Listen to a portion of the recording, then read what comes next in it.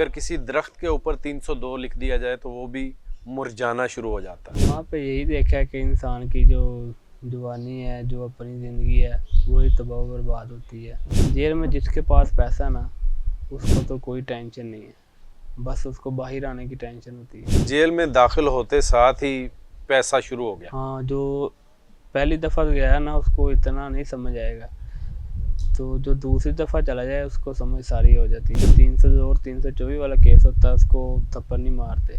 अच्छा, जो चोरी डकैती वगैरह केस होते हैं ना, सबको थप्पड़ मारते हैं। अंदर ये मोबाइल इस्तेमाल होता है, नशा अंदर मिल जाता है। नशा बहुत मिल जाता है। जेल के अंदर नशा मिलता है। हाँ जी।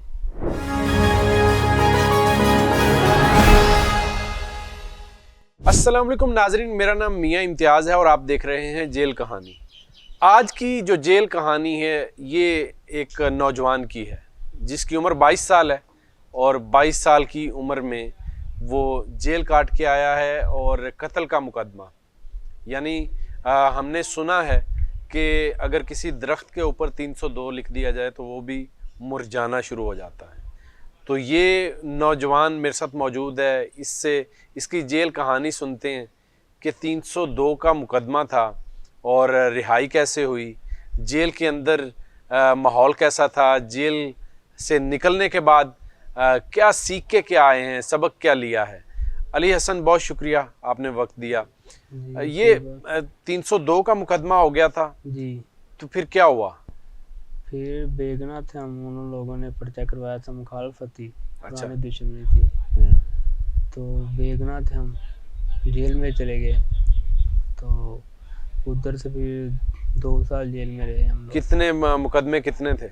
3 मुकदमे थे। 3 मर्डर मुकदमे, हुए थे। 3 बंदों के मर्डर के मुकदमात थे। हाँ जी। तो तकरीबन 2 साल आप जेल में 2 रहे। साल रहे। तो ये जो आपकी उम्र है हाँ जी। ये तो खेलने कूदने की है, पढ़ने लिखने की है, बस तो आप जेल चले गए तो फिर वहां से क्या क्या देखा वहां पे? वहाँ पे यही देखा है कि इंसान की जो जवानी है, जो अपनी ज़िंदगी है, वही तबाह बर्बाद होती है, और जो घर वालों की कमी वही महसूस होती है। तो यही कुछ लोग हैं जो वहाँ से सीख के आते हैं, कुछ लोग ज़्यादा ख़राब हो जाते हैं, ज्यादा क्रिमिनल हो जाते हैं, जुराइम की कुछ दुनिया में और चले जाते हैं, पुलिस और कर कुछ देती है। बिल्कुल सुधर जाते हैं। हाँ जी। पुलिस कैसे कर देती? कि किसी को पकड़ा, उसके ऊपर 1 मुकदमा है, 5 डाल दिए, 15 डाल दिए, वो फिर जो कहता है चलो पढ़ने वाले तो पढ़ गया, फिर देखा जाएगा, वो इस तरह और ख़राब हो जाए। तो आपने सीखा है या कि आपने जुराइम की दुनिया में कदम रखा है? नहीं, हमने सीखा भी है। अच्छा, हाँ जी। क्या सीखा है? यही कि हक पे चलें, नजायज़ ना किसी के साथ करें। जब आप किसी के साथ नजायज़ करेंगे फिर अपने साथ भी होगा। हक पे रहेंगे, अल्लाह ताला आपके साथ रहेगा। जेल के अंदर जो शब रोज़ गुजरते थे तो घर वालों की याद आती थी, घर वाले, या जो आपको पता है कि ये उम्र तो वो थी कि जिसमें खेल कूद किया जाता है, तालीम और तरबियत के लिए नौजवान निकलते हैं। तो ये तो जाहिर बात है, जेल में रहें, बाहर रहें, घर से परदेश चले जाएं, वहाँ भी आती है। घर वाले तो चीज़ ही ऐसी है ना। तो कोई बात नहीं, अल्लाह पाक की तरफ से पड़ी थी मुसीबत, अल्लाह पाक ने बेगना साबित करवाया, बरी हुए हैं हम। 4 लोग थे इस केस में अंदर, सारे बाइज्जत बरी हुए, अल्लाह पाक ने करम किया था। तो इलाके में भी अल्लाह पाक ने इज्जत दी है। बेगुनाह थे हम, सब लोगों को पता था, बस मुखालफत तौर पर उन लोगों ने करवा दिया था। खानदानी रंजिश और दुश्मनी थी जी। तो जेल के अंदर जब आप गए हैं, पहला दिन था, हाँ, आप जेल के अंदर दाखिल हो गए। अब सुनाएं स्टोरी क्या थी, किस तरह दाखिल हो गए अंदर? जेल में जब हम लोग दाखिल हुए ना, तो पहले वो तलाशी लेते हैं लोग, तलाशी लेकर फिर वो आगे गए, उन्होंने नाम नूम लिखा है, सब पूछा है क्या मुकदमा क्या नहीं। आगे जाते हैं, फिर वहाँ जाके कैदी लेकर जाता आगे मुलाजे पे, वहाँ पे कटिंग वगैरह करते हैं, जिसने नहीं करवानी वहाँ उससे पैसे मांग लेते, इतने पैसे दे दो तुम्हारी कटिंग नहीं होती, अगर तुम्हारा के अंदर है उसके पास तुम्हारी गिनती डाल देते हैं उसकी चक्की में, बारक में, इतने पैसे दे दो। जेल में जिसके पास पैसा ना, उसको तो कोई टेंशन नहीं है, बस उसको बाहर आने की टेंशन होती है।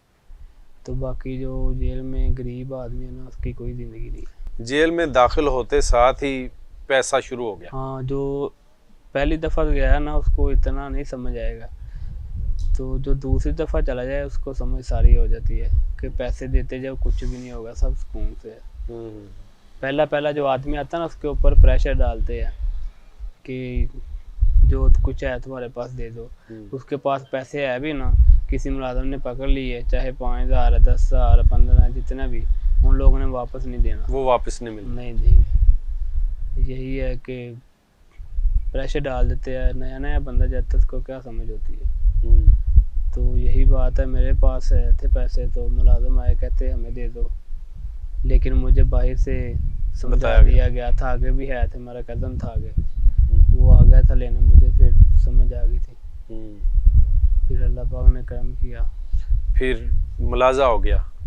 मुलाजे के बाद वो सुपरिटेंडेंट और डिप्टी करता है ना मुलाजा, पूछते हैं क्या केस है क्या नहीं है। जो 302 और 324 वाला केस होता है उसको थप्पड़ नहीं मारते।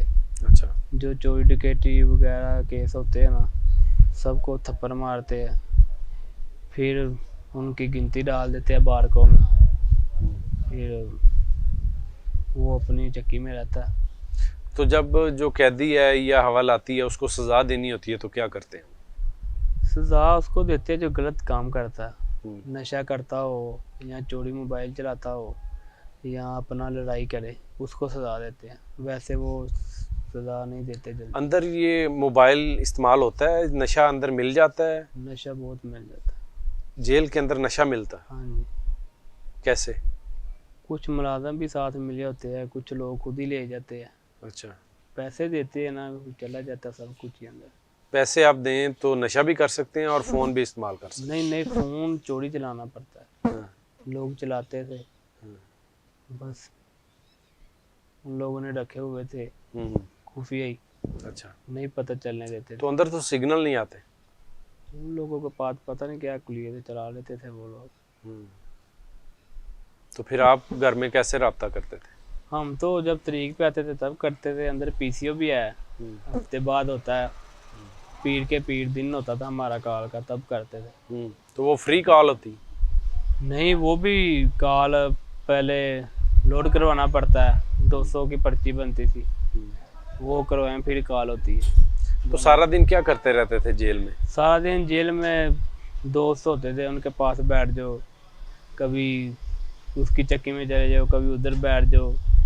मैं तो बैडमिंटन ज़्यादा खेलता था। खेलने देते? हाँ जी। जो मर्जी खेल सकते? नहीं, बैडमिंटन ही खेलते थे बस, और कोई खेल नहीं खेलता। अच्छा। तो उसकी भी कोई फीस लेते थे? नहीं, उसकी नहीं फीस, वो फ्री।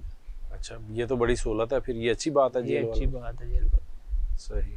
तो आपने ओवरऑल क्या सीखा? कारोबार मुतासिर हुआ था वहाँ पे? नहीं, वहाँ पे तो कारोबार था ही नहीं आपका ना। यहाँ पे जो पीछे कारोबार था, ये कारोबार ख़त्म हो गया था या क्या था? नहीं, वो भाई आए थे पीछे, उन लोगों ने काम जारी रखा था, अल्लाह पाक की तरफ से करम था। बाहर की जो ज़िंदगी है, हाँ जी, इसका अगर मुकाबला आप जेल की ज़िंदगी से करो तो कैसे करोगे?